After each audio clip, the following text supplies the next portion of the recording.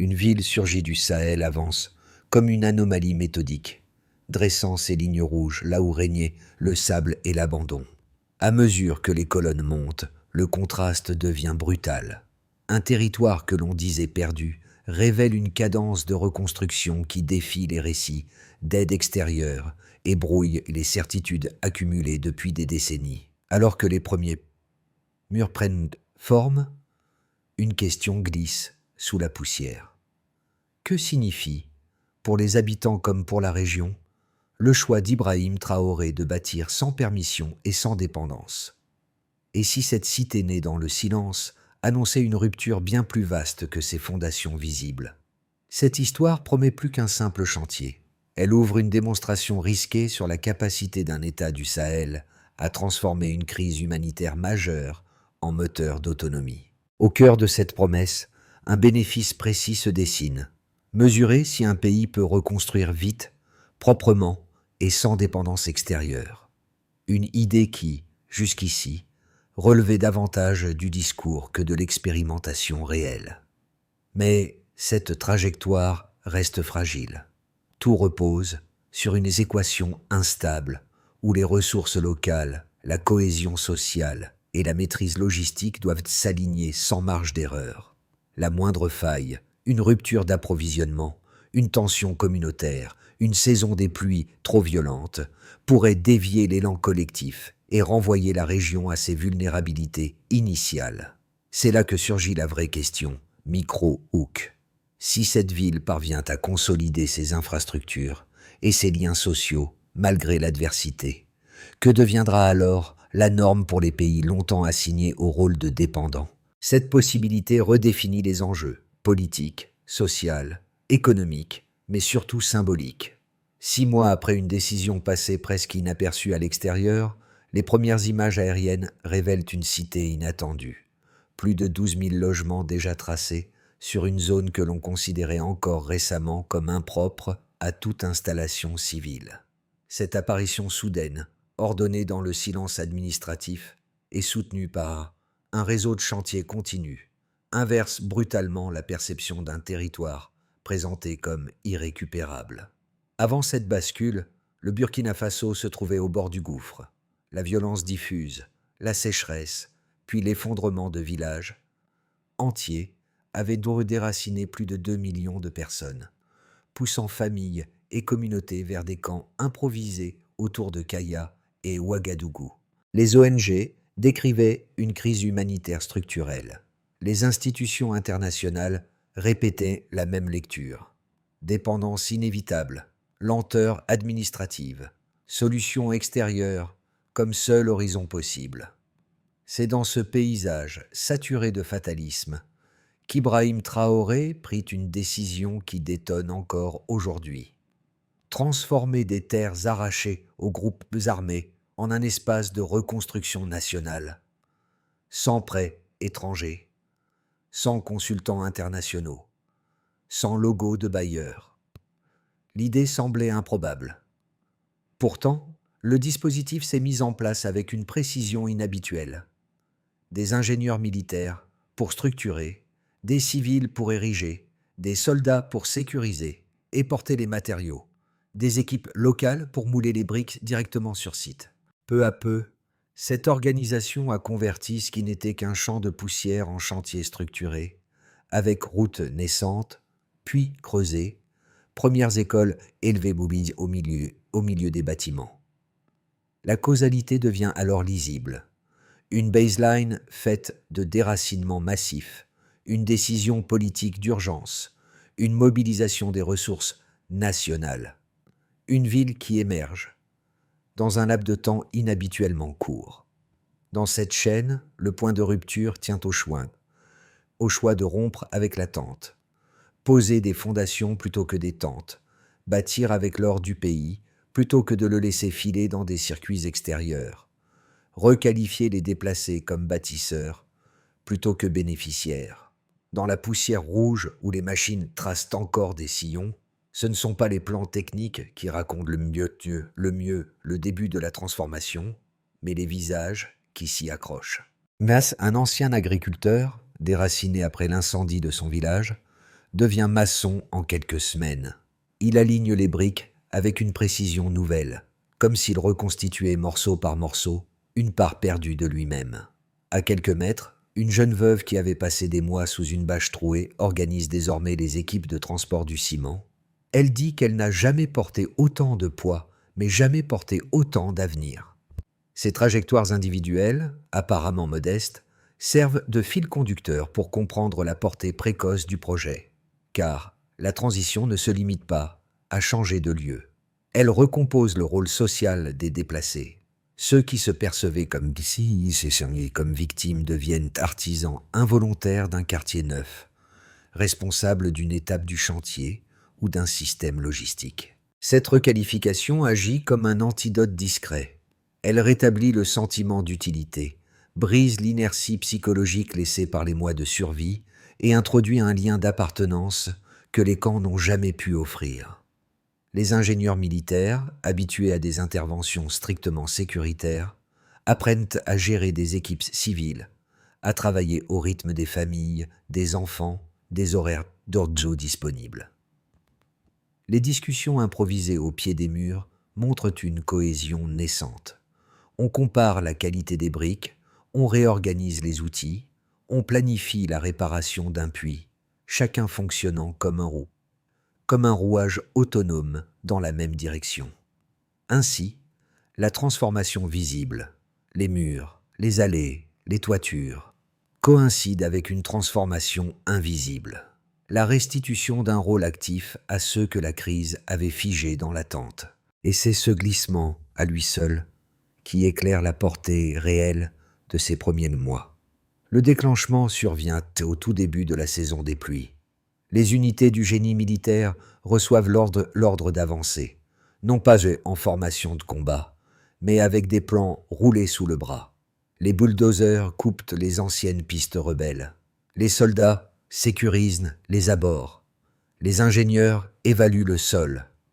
En quelques heures, les premières fondations sont tracées, actant une rupture. Ce territoire ne servira plus de refuge aux groupes armés. Il devient le socle d'une ville nouvelle. Le rythme s'accélère immédiatement. Les équipes civiles arrivent des camps voisins. Elles moulent les briques sur place, transportent le ciment, dressent les coffrages. La cadence est militaire, mais l'atmosphère n'a rien de martial.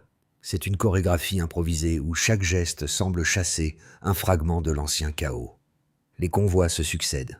Bois, métal recyclé, panneaux solaires, outils collectifs.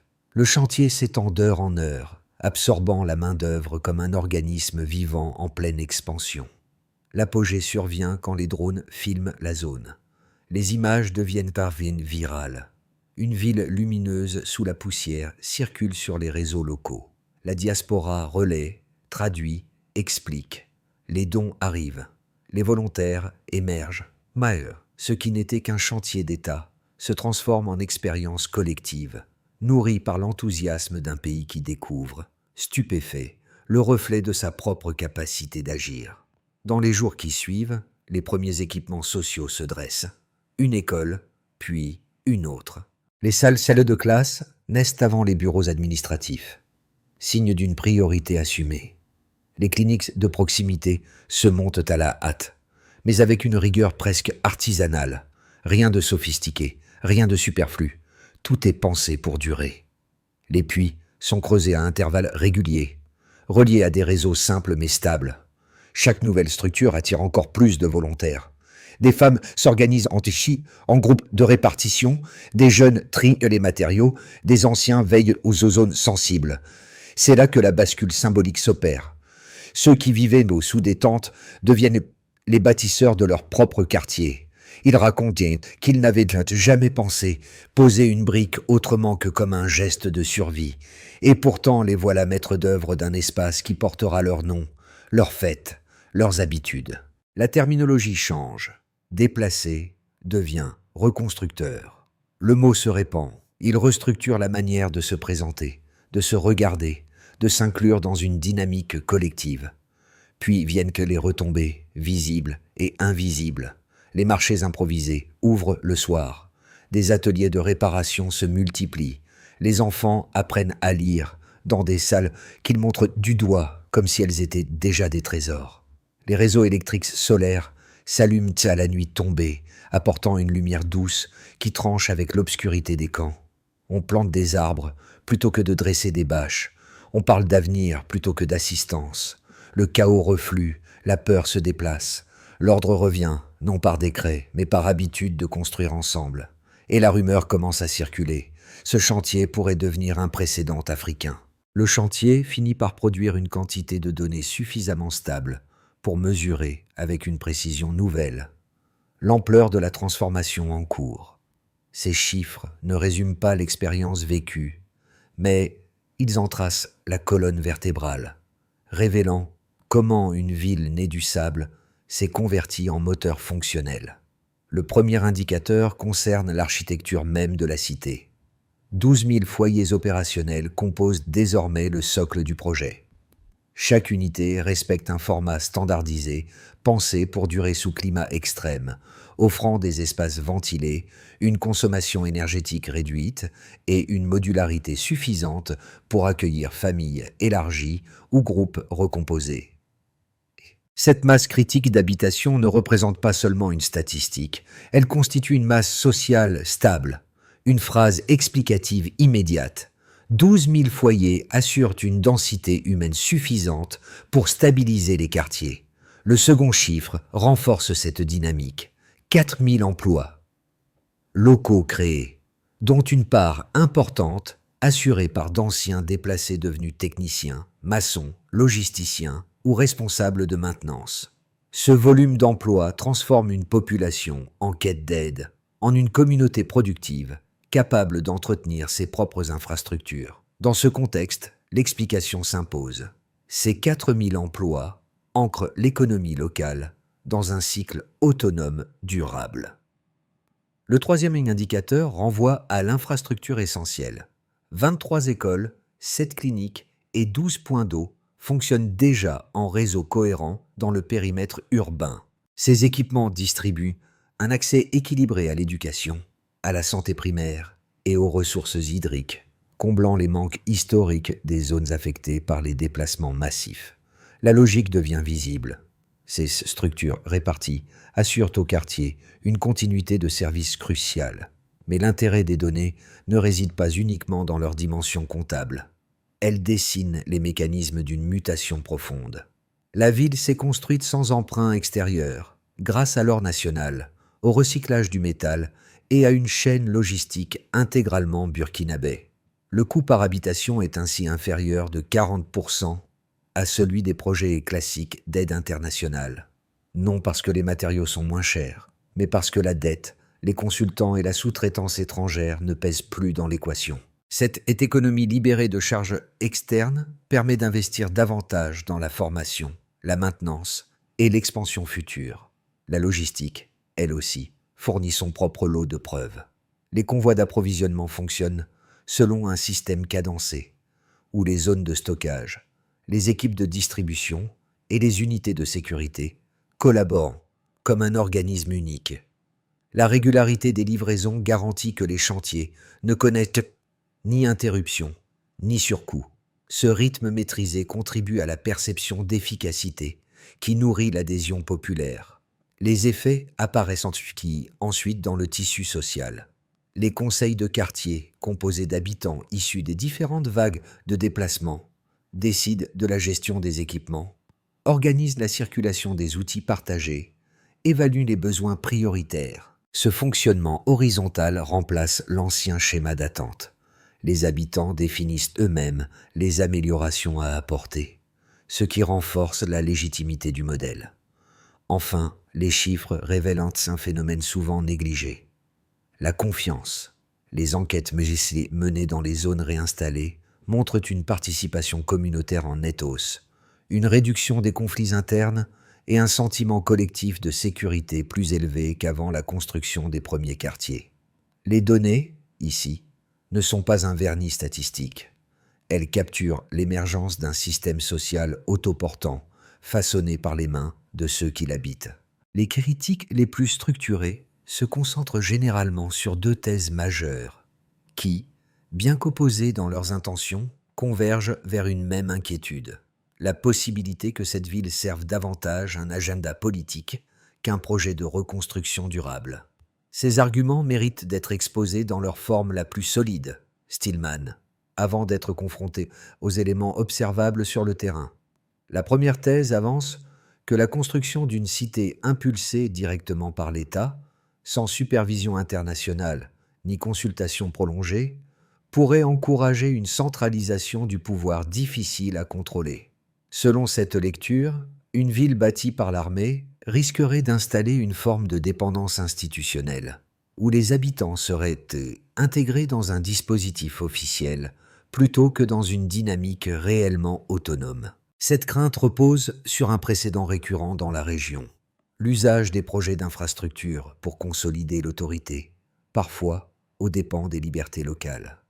Cependant, les données recueillies dans cette expérience tendent à nuancer ce scénario. Les quartiers disposent de conseils élus, avec des sièges réservés aux femmes et aux jeunes. Les décisions s'y prennent à main levée.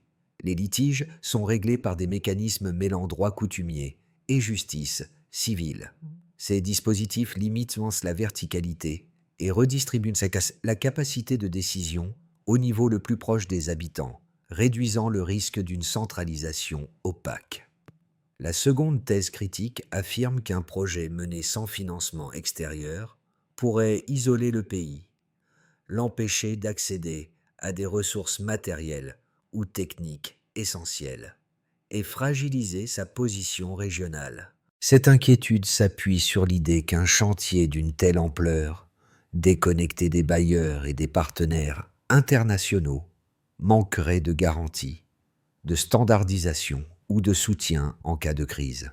Pourtant, les faits constatés contredisent cette perspective. La participation d'entreprises locales a stimulé une économie circulaire. La demande accrue de matériaux et de compétences a renforcé les PME burkinabés. Des délégations du Mali, du Niger et du Tchad sont venues étudier la méthode, signe d'un rayonnement croissant plutôt que d'un isolement. L'absence d'aide étrangère n'a pas réduit la coopération. Elle l'a simplement déplacée vers un réseau régional plus horizontal. Ainsi, loin d'invalider les critiques, les faits y les recadrent. Le projet ne s'impose ni comme un outil centralisateur, ni comme une rupture extérieure, mais comme une expérimentation institutionnelle où les garde-fous se construisent en même temps que les murs. Une phrase change tout. Au milieu du chantier, quand les premières toitures rouges s'alignent comme une ligne de vie, une expression introduite par Ibrahim Traoré s'impose dans les conversations. Fortification civile. Le terme surprend, car il renverse les logiques habituelles du Sahel, où la sécurité s'obtient par des patrouilles, des postes avancés, des checkpoints. Ici, l'équation s'inverse. Ce sont les maisons, les écoles, les puits et les réseaux solaires qui deviennent les premières défenses contre l'effondrement social. Cette idée reconfigure la perception du projet. Elle suggère qu'une communauté stabilisée, dotée d'un toit fiable et d'un revenu régulier, neutralise bien davantage de risques qu'un dispositif armé permanent. Les ingénieurs du génie militaire l'admettent eux-mêmes. Construire une rue, c'est raccourcir un trajet dangereux. Bâtir une école, c'est absorber une jeunesse vulnérable. Installer une pompe, c'est réduire les tensions autour des ressources. Le midpoint apparaît alors clairement. La ville ne se contente plus d'exister. Elle modifie la stratégie de survie d'un pays longtemps contraint de réagir à la crise. Elle transforme des ex-déplacés en gardiens naturels de leur propre stabilité, et des quartiers naissants en zones d'apaisement où les tensions s'effritent faute de points d'embrasement. La révélation ne réside donc pas dans l'esthétique du lieu, mais dans sa fonction. Chaque brique posée limite l'espace du chaos. Les effets de la ville de la Renaissance se déploient désormais sur plusieurs plans, révélant une transformation plus profonde que celle suggérée par les murs et les toitures. Pour comprendre cette portée, il faut suivre 4 trajectoires distinctes. Nouveaux habitants, NN, dynamique nationale, DN, niveau domestique, ND, et Kinetics régional, KV. chacune éclairant une facette de la mutation engagée sous l'impulsion d'Ibrahim Traoré. Pour ce qui concerne les nouveaux habitants, les familles réinstallées accèdent à une stabilité qui leur avait échappé pendant des années. Le simple fait de disposer d'un espace durable modifie leur comportement. On reprend des habitudes de voisinage, on replante des jardins, on reconstruit des routines. Les écoles locales absorbent les enfants issus des camps, réduisant le décrochage et restaurant une continuité éducative que l'exode avait interrompue. Les cliniques traitent les pathologies récurrentes liées aux déplacements prolongés, ce qui allège la surcharge des services hospitaliers environnants. La ville devient un cadre où les trajectoires individuelles se réancrent, où l'urgence permanente se convertit en anticipation du lendemain. En ce qui touche à la dynamique nationale, la construction accélérée des logements, combinée à la logistique coordonnée, redistribue les responsabilités institutionnelles. Les ministères harmonisent les ressources. Les filières minières orientent une part de leur production vers les chantiers. Les ingénieurs publics calibrent des modèles reproductibles. Les équipes locales gèrent l'entretien. Cette réorganisation redéfinit le rôle de l'État, qui cesse d'être perçu comme un appareil distant pour devenir un acteur opérationnel. La confiance envers les autorités remonte, renforcée par la visibilité des résultats. Le pays expérimente ainsi une forme de souveraineté appliquée, où la décision politique se traduit en structures tangibles. Du point de vue du cadre domestique, au sein des foyers, la transformation est intime. Les anciens déplacés ne vivent plus dans la précarité transmise d'abri en abri. Ils possèdent un cadre stable, un toit, un rythme. Les revenus obtenus sur les chantiers ou via les petites activités locales circulent différemment. Ils financent la scolarisation, l'alimentation, l'entretien des maisons.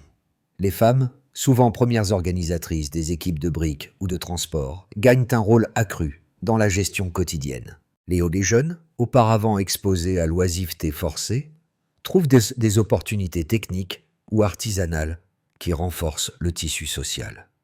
La maison devient un levier d'autonomie et plus seulement un refuge provisoire. Pour ce qui est de la dynamique régionale, la résonance dépasse les frontières intérieures.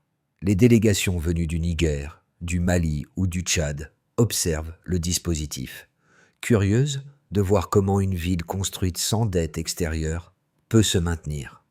Cette attention génère un déplacement géopolitique discret. Le Burkina Faso ne demande plus de modèle, il en propose. Le récit d'une communauté qui se reconstruit sans bailleur reconfigure les discussions régionales sur l'aide, la dépendance et les politiques de développement. Il ne s'agit plus d'un chantier isolé, mais d'un prototype susceptible d'influencer les stratégies d'infrastructure du Sahel. Ainsi, les conséquences ne forment pas une somme dispersée. Elles composent un ensemble cohérent où les décisions locales produisent des effets nationaux et où les effets nationaux déclenchent un écho régional. Et dans cet enchaînement, la ville érigée sous l'impulsion d'Ibrahim Traoré devient un catalyseur d'équilibre nouveau. L'évolution de la ville de la Renaissance. Sur les prochains mois dépendra d'un ensemble de dynamiques déjà en mouvement. Pour éclairer ces trajectoires possibles, 3 scénarios se dessinent. Un scénario de base, un scénario optimiste et un scénario prudent, chacun ancré dans les mécanismes observés sur le terrain et dans la logique structurelle du projet. Dans un scénario de base, le chantier poursuit son rythme régulier, soutenu par les équipes locales et la coordination des ministères. Les 12 000 premiers logements servent de matrice technique. La reproduction du modèle se fait à raison d'environ 1000 habitations par trimestre. Les infrastructures essentielles, écoles, cliniques, réseaux hydriques, se stabilisent en même temps que les conseils de quartier, permettant une gestion locale de plus en plus fluide. L'économie continue de se redéployer autour de la demande en matériaux, de la formation et de la maintenance. Dans cette trajectoire, la ville confirme sa viabilité sans rupture, établissant un socle stable pour l'extension future. Dans un scénario optimiste, les partenariats régionaux se renforcent, en particulier avec le Mali et le Niger, qui adoptent des dispositifs similaires et mutualisent des corridors logistiques basés sur la production locale. Les diasporas intensifient leur soutien, finançant des équipements communautaires ou des ateliers de formation, accélérant ainsi l'autonomie technique des quartiers. L'Union africaine inscrit le modèle comme étude pilote dans ses programmes urbains, attirant une attention nouvelle sur la souveraineté infrastructurelle du Sahel. Le Burkina Faso, fort de cette visibilité, consolide une zone d'expérimentation continentale où la construction devient un outil politique au service de l'émancipation. Dans un scénario prudent, les pressions extérieures augmentent, restrictions financières, tensions diplomatiques ou fluctuations du marché des ressources. L'approvisionnement pourrait ralentir et des frictions internes apparaître si la coordination militaire ou civile perd de son dynamisme. Malgré cela, la présence d'infrastructures essentielles, maisons, écoles, puits, agit comme un amortisseur de crise. Les habitants conservent un niveau de stabilité suffisant pour éviter un retour massif vers la précarité ou les camps. Le projet se maintient, mais sous tension, avec un risque accru de fragmentation si aucun ajustement n'est engagé. Dans ce cadre conditionnel, si la participation communautaire reste institutionnalisée par les conseils de quartier, alors la ville pourra absorber les fluctuations politiques ou économiques sans rompre son équilibre interne. Cette condition, plus sociale que technique, détermine la capacité du modèle à survivre à ses fondateurs et à devenir une méthode durable d'organisation territoriale. Pour saisir la portée réelle de cette expérience, il suffit parfois de déplacer le regard, non vers les chiffres ou les plans, mais vers ce que vivent les personnes qui marchent chaque jour dans ces rues encore sablonneuses. Car la transformation engagée ici recompose des gestes familiers, ceux qui définissent silencieusement la vie quotidienne. Préparer un repas sans craindre la pluie, envoyer un enfant à l'école sans traverser un camp instable, retrouver la tranquillité d'un soir où la lumière solaire s'allume à heure fixe. Pour beaucoup, cette ville représente la fin d'une incertitude prolongée. Les familles se retrouvent un espace où elles peuvent s'installer, ranger, cultiver, choisir un rythme. Les jeunes découvrent des trajectoires qu'ils n'imaginaient plus. Apprendre un métier, contribuer à un chantier, maîtriser un outil. Les femmes, souvent premières organisatrices dans les camps, deviennent des figures d'ancrage dans les quartiers neufs, garantes de liens que les mois de déplacement avaient mis à l'épreuve. Chaque foyer retrouve une cohérence qui ne tient pas au mur, mais à la possibilité de décider à nouveau de ce qui compte. Et pour le spectateur, qu'il vive au Sahel, en diaspora ou ailleurs, cette histoire ouvre un miroir. Elle interroge la manière dont on imagine la reconstruction. Est-elle forcément lente, coûteuse, dépendante ? Ou peut-elle naître de la volonté collective lorsqu'elle s'appuie sur des ressources locales, une organisation précise et un engagement partagé? Les images de la ville de la Renaissance ne servent pas seulement à informer. Elles invitent chacun à réévaluer sa propre relation à l'idée d'avenir, de communauté, de responsabilité. Dans ce sens, la portée symbolique dépasse le cadre burkinabé. Elle rappelle que la sécurité commence souvent par un toit et que la dignité se reconstruit d'abord dans les gestes ordinaires. Pour que la ville de la Renaissance devienne un modèle durable plutôt qu'une parenthèse exceptionnelle, une feuille de route claire, doit s'imposer.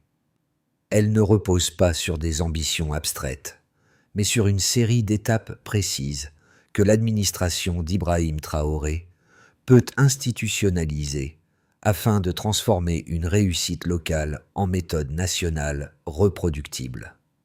Premièrement, il s'agit de consolider les acquis. Les 12 000 premières habitations doivent être évaluées de façon régulière. Diagnostic technique, enquête sociale, suivi des usages communautaires. L'objectif n'est pas d'ajouter des structures, mais de garantir que ce qui existe fonctionne sans faille et servent de référence stable aux futures implantations. Deuxièmement, la capacité de construction doit être décentralisée. Les équipes du génie civil et les brigades locales doivent être formées à répliquer le modèle sans supervision constante du centre. La capacité de bâtir doit devenir une compétence territoriale, non un privilège administratif. Cette décentralisation assure la continuité du projet même en cas de pression politique ou d'aléas économiques. Troisièmement, il faut stabiliser la production stratégique. La fabrication des briques, l'assemblage des panneaux solaires et le recyclage du métal doivent être intégrés dans des unités mixtes publiques-privées, réparties par région. Cette organisation limite les ruptures d'approvisionnement et ancre l'économie dans un cycle national, cohérent avec la vision d'autonomie défendue par Ibrahim Traoré. Quatrièmement, la participation citoyenne doit être institutionnalisée. Les conseils de quartier doivent obtenir un statut officiel avec un mandat clair: médiation, gestion des ressources, formation, arbitrage local. La participation communautaire doit cesser d'être une dynamique spontanée pour devenir un pilier reconnu de la gouvernance. Cinquièmement, il convient de mesurer l'impact en continu. Un tableau de bord national, accessible et mis à jour, doit suivre 6 indicateurs essentiels: logement, éducation, santé, emploi, sécurité, cohésion sociale. L'enjeu n'est pas d'afficher des chiffres, mais d'évaluer comment ces données traduisent la dignité retrouvée. Ainsi structurée, la feuille de route transforme un chantier pionnier en stratégie d'État, capable de durer au-delà des contingences et des cycles politiques.